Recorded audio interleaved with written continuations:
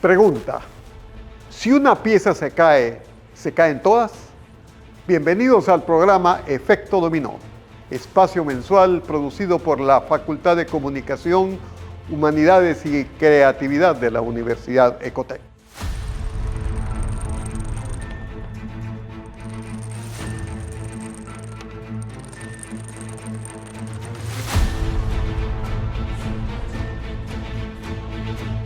La contienda electoral en Estados Unidos se acerca a su jornada decisiva el martes 5 de noviembre, cuando los votantes decidirán entre la candidata demócrata y actual vicepresidenta Kamala Harris y el expresidente y candidato republicano Donald Trump. Los resultados no solo redefinirán el liderazgo estadounidense, sino que también desencadenarán un efecto dominó. Aunque al principio de la campaña oficial, Trump disfrutaba de una ventaja notable de hasta 5 puntos en las encuestas, la carrera se ha igualado en las últimas semanas, con Harris mostrando una ligera ventaja. Este empate técnico pone de relieve las tensiones y las divisiones dentro del electorado estadounidense. Adicionalmente, es importante considerar que en Estados Unidos residen aproximadamente 11 millones de inmigrantes ilegales, un tema que ha estado presente en las discusiones políticas y podría influir en los resultados electorales. Junto con Stephanie Macías, analista política y económica, presidenta de Buró Estratégico, firma especializada en gerencia política, estrategia, manejo de crisis, relaciones públicas y media training. Consultora de campañas comerciales y políticas de los sectores privado y público. Gabriela Calderón de Burgos, columnista de Diario El Universo, experta en estudios latinoamericanos del Instituto Cato, tiene un título de Ciencias Políticas con concentración en Relaciones Internacionales de la York College of Pennsylvania. Héctor Yepes, director de la Escuela de Gobierno de la UES, director fundador de la Academia de Líderes Católicos del Ecuador, de la Conferencia Episcopal Ecuatoriana, abogado y graduado de la Maestría en Administración Pública de la Universidad de Harvard, ex legislador en la Asamblea Nacional. Para iniciar nuestro diálogo, evaluemos la situación actual de los Estados Unidos y los desafíos que enfrentará el próximo presidente. Gabriela, en tu opinión, ¿cómo calificarías el desempeño de Joe Biden y pues esos temas internos críticos como la recuperación económica, también el control de armas, las políticas de migración? ¿Cómo ha sido su actuar como presidente? Bueno, muchas gracias por la invitación. Son muchos temas. Empecemos, por ejemplo, por el que tú mencionaste en la introducción, el tema de los inmigrantes. Es un tema que está entre las principales preocupaciones de los electores en Estados Unidos y en ese aspecto el Partido Republicano ha vendido esta idea de que hay un caos en la frontera y que la situación se ha empeorado dramáticamente y bueno, mucha gente percibe eso, sobre todo en lugares donde ha habido un influjo marcado de inmigrantes, que no es algo que ha sucedido en todo el país, sino en ciertas ciudades es más marcado este fenómeno.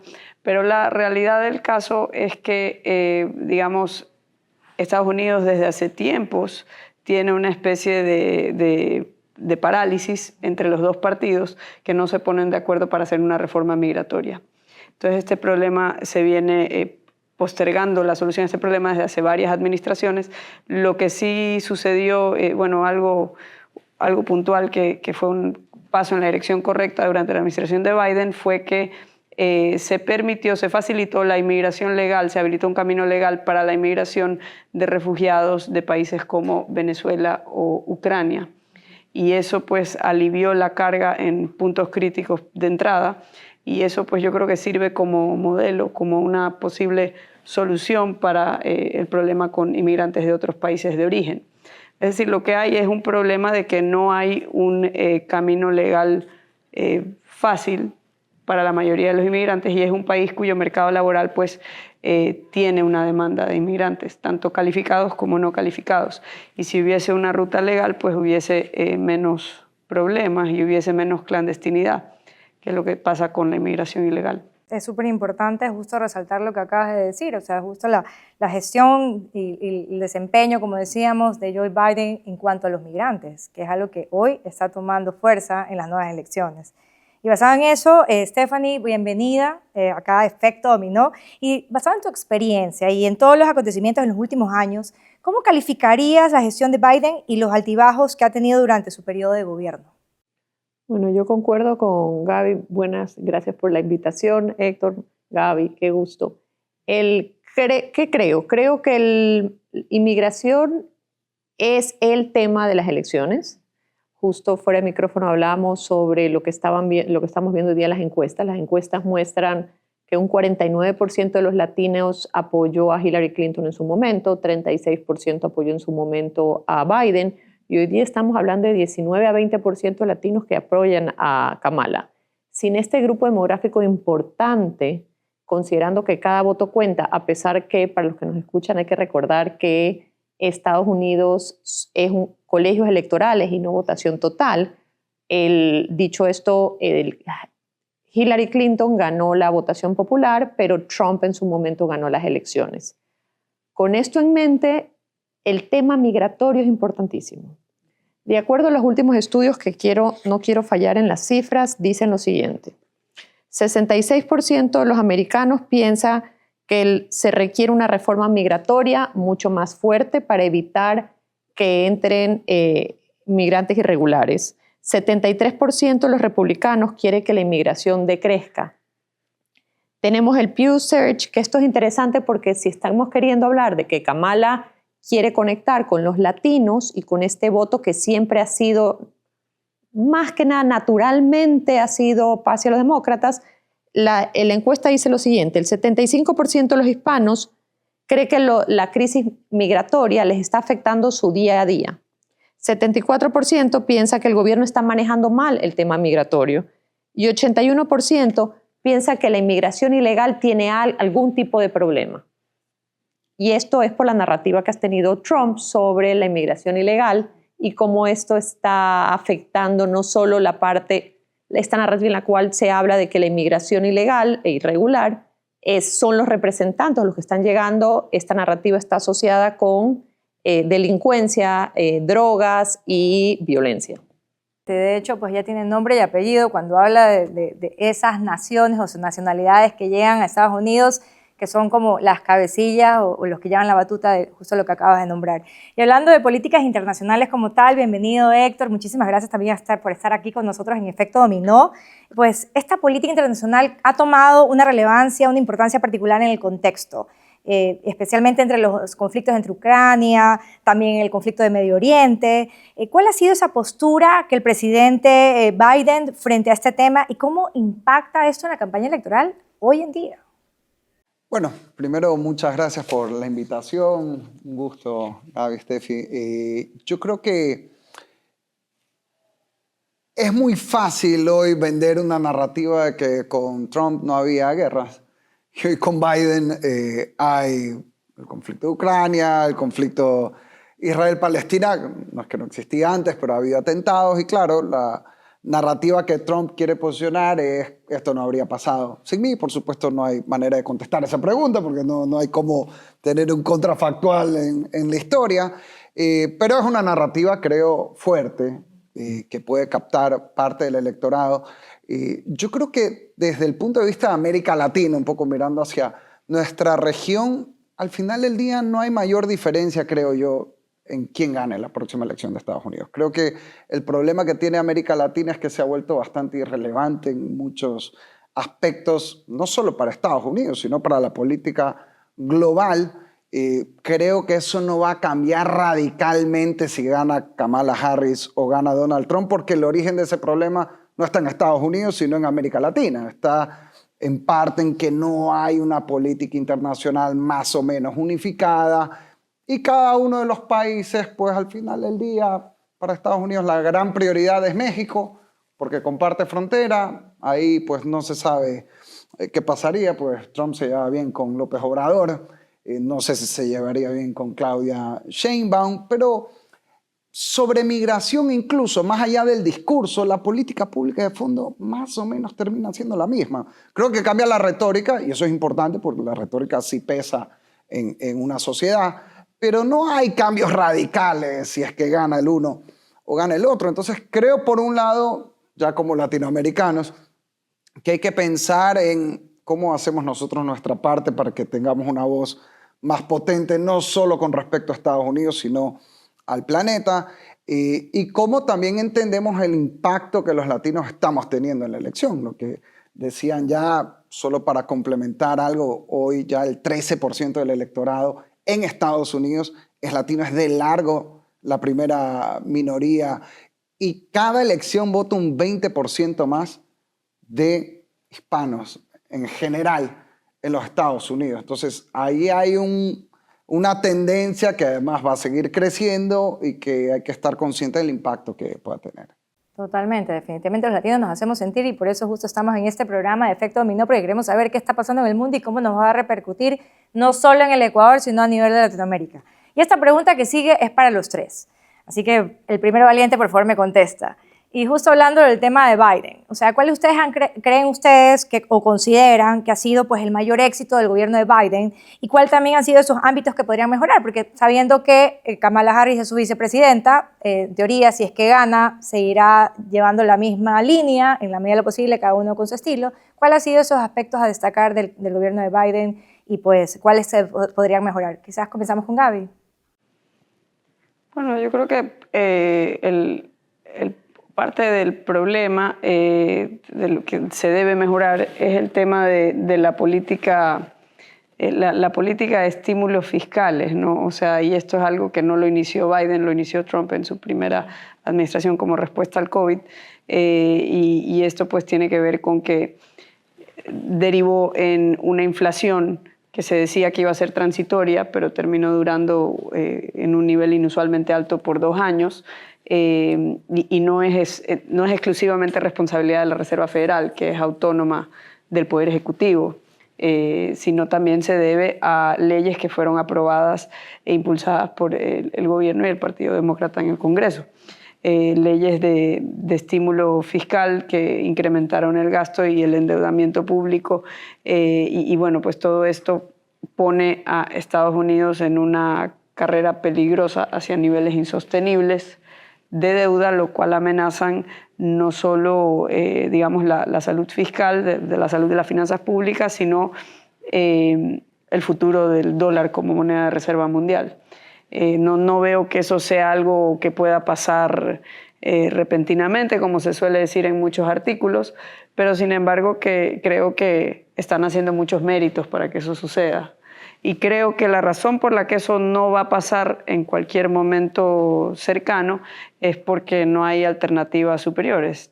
Digamos, el único país o potencia que podría respaldar con su moneda al dólar sería algo como una China emergente, pero mientras China mantenga controles de capitales y mantenga la oscuridad y la opacidad en torno a todo lo que sucede en sus mercados financieros, no va a ser vista como una alternativa viable frente al dólar. Y bueno, el euro tampoco es que se está comportando de una manera más fiscalmente responsable que los Estados Unidos. Entonces, en ese contexto, yo creo que podría mejorar una administración del Partido Demócrata todo lo que tenga que ver con sus políticas fiscales, porque viven más o menos como dirían los argentinos en la tierra de jauja, como que nunca va a faltar los recursos y como que ellos pueden, este New Green Deal, estas ideas de gastar cada vez más, como que nunca va a tener un impacto. Y esta fijación con solo determinadas fuentes energéticas y con, digamos, darle la espalda a los combustibles fósiles, también yo creo que puede tener un impacto negativo sobre el crecimiento económico, y ya creo que lo ha tenido en el nivel de inversiones en ese país. También las propuestas tributarias de ambos candidatos tienden a aumentar los impuestos, porque recordemos que si bien Trump puede hablar de bajar impuestos, él habla de aumentar aranceles a las importaciones, y las aranceles a las importaciones son otro tipo de impuestos.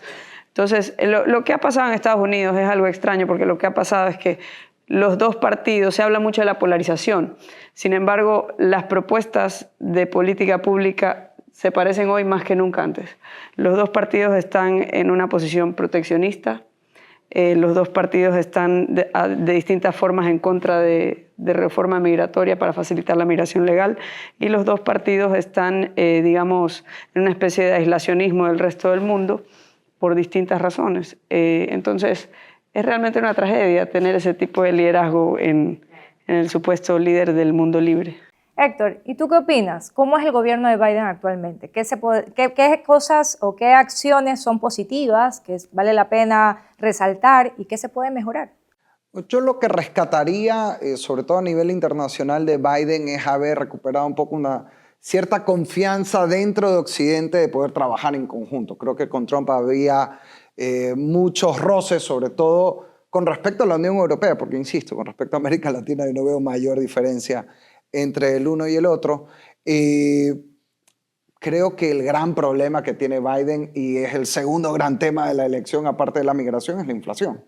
Además, yo lo viví, estuve hace poco un año entero allá y uno lo siente en el día a día, los precios de las cosas, pues todo está más caro y eso pues al final del día, como decía Perón, el bolsillo es el órgano más sensible del cuerpo humano. Stephanie, ¿y tú qué puedes rescatar? Adicional a lo que ha comentado Héctor y Gaby, ¿qué puedes rescatar acerca del gobierno actual? Más que nada por lo que estamos viviendo, porque la que viene, que es Kamala, pues es hoy su segundo bordo y mañana, pues si gana, va a ser la primera. Yo creo que una de las cosas hay que de alguna manera rescatar el hecho que haya tomado la decisión de dar un paso al costado y no ir a la reelección. Desde un punto de vista de liderazgo, tenemos que entender que Biden ha sido uno de los políticos de tradición democráticos más respetados de Estados Unidos. Con esto en mente, el hecho que él decida dar un paso al costado dice mucho de él y también, por supuesto, no tenemos que decir lo obvio, habla de la presión interna del partido para que dé ese paso al costado. Y dos, desde un punto de vista para Latinoamérica, la administración de Biden es la administración que decide flexibilizar o aliviar un poco las sanciones con Venezuela y hacer el cambio de SAP por los presos americanos en la cárcel de Venezuela. Eso también lo podemos hablar desde un punto de vista de las políticas internacionales, las relaciones internacionales, como también, como decía Héctor en su momento, si bien es cierto, Latinoamérica no es la prioridad, cuando se sientan a la mesa de negociación y cuando deciden aligerar estas sanciones, también mandan un mensaje claro versus Trump, que decía no vamos a negociar con Venezuela y hay que fortalecerla un poco, hay que fortalecer un poco las diferentes narrativas, y no solo narrativas, sino ejercer presión para la salida de Maduro. En el caso de Biden, lo aligeró. Bueno, en este momento vamos a conocer un poco más sobre los candidatos para estas elecciones en Estados Unidos. Kamala Harris se destaca como la segunda mujer en aspirar a la presidencia de Estados Unidos, siguiendo los pasos de Hillary Clinton, quien compitió en 2016. Con ascendencia diversa, su madre de India y su padre de Jamaica, Harris enfoca su campaña en la esperanza de un país diverso y armonioso. Su apoyo principal proviene de mujeres, así como de comunidades negras y latinas y del electorado joven. Donald Trump, conocido por su estilo carismático y discurso provocador, busca retomar el cargo que ocupó en enero de 2017 a enero de 2021. Su base electoral incluye a trabajadores que están preocupados por la inmigración ilegal y sus efectos en la economía estadounidense, una crisis que consideran ha persistido durante años. A pesar de enfrentar varios problemas legales, su popularidad no ha menguado, y en un incidente reciente en Pensilvania el 13 de julio, donde fue víctima de un atentado, ha aumentado su imagen de resistencia ante adversidades. Ambos candidatos, con sus respectivas fortalezas y bases de apoyo, se preparan para unas elecciones que prometen captar la atención global en pocos días. Héctor, estamos llegando a la recta final de las elecciones. ¿Qué situación actual tú consideras que Kamala Harris la tiene? ¿Consideras que este debate que tuvo con Trump le benefició? ¿Quién ganó? ¿Qué consideras? A ver, yo creo que a ella le fue bien en cierta medida, en el sentido de que frente a lo que venía siendo la campaña de Biden, pues por lo menos ahora hay campañas. En ese momento estaban en una situación de desesperación y era importante que ella se mostrara como una candidata viable, pues es alguien que puede frentear a Trump, y creo que eso lo logró. De ahí que tantos votos haya ganado fuera de quien ya está en el campo demócrata, yo lo veo difícil. Creo que Trump, en cambio, pues siguió jugando al personaje de siempre, pues a ser pues el bravucón en la campaña, y ese es su estilo y eso es lo que le ha dado votos también. O sea, es difícil esperar ahí algo distinto.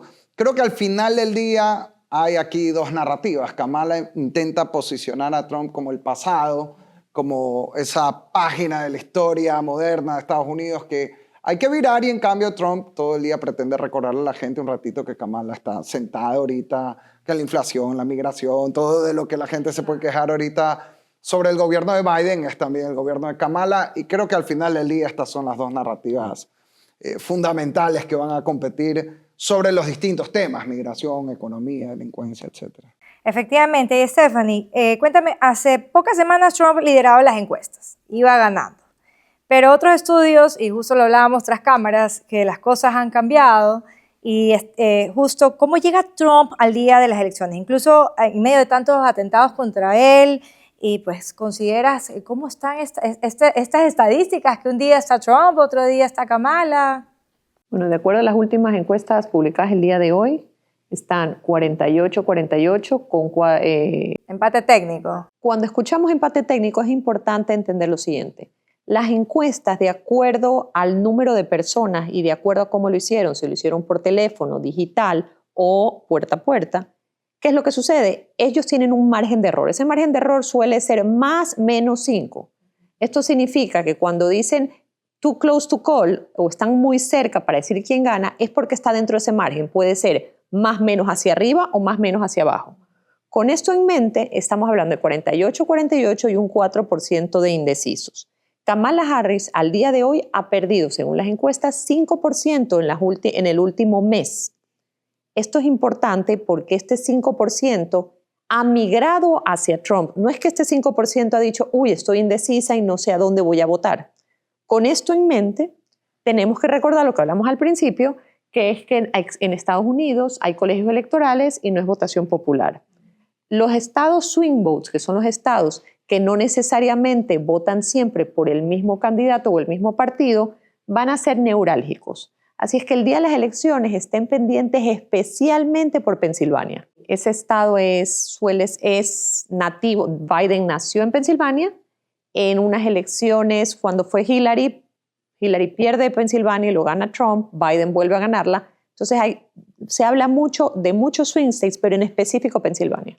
¿Qué temáticas crees que han dominado la narrativa de las elecciones y qué rol justo tendrán esos swing states, o también conocidos como battleground states?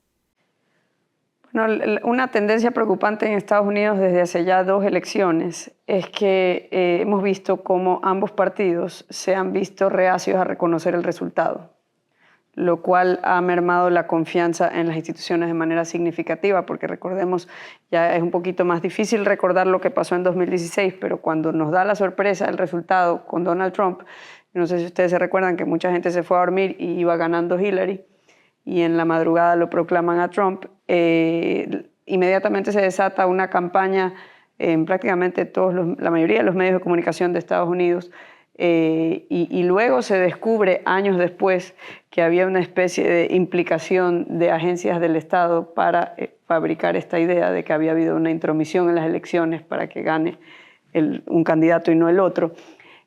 Se empieza a sembrar esa duda de que tal vez las instituciones no son tan justas como parecía ser y que están sesgadas a favor de uno. Pasan 4 años y sucede algo todavía peor, que uno parecía que estaba viendo una película de ficción, de ver los disturbios en el Capitolio el 6 de enero, cuando es ahora el otro partido, el Partido Republicano, el que desconoce abiertamente con su líder a la cabeza los resultados. Eso a mí me parece una tendencia sumamente preocupante y por eso hay mucha incertidumbre estos días antes de la elección en Estados Unidos.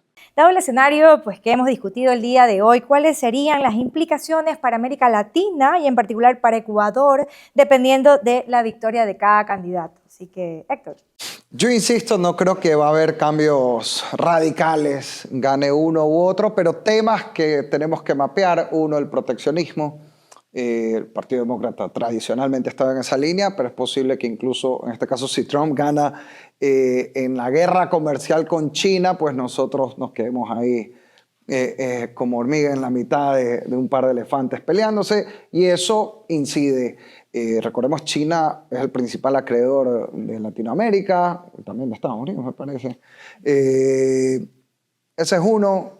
2, el tema geopolítico con China, más allá del proteccionismo. 3, el tema migratorio. Hay que ver pues qué tanto pasan del dicho al hecho. Lo que hemos visto hasta ahora es que más allá de la retórica hay sucesión de gobiernos y la política sigue siendo en un 90% parecida. Y otro tema creo que es Venezuela.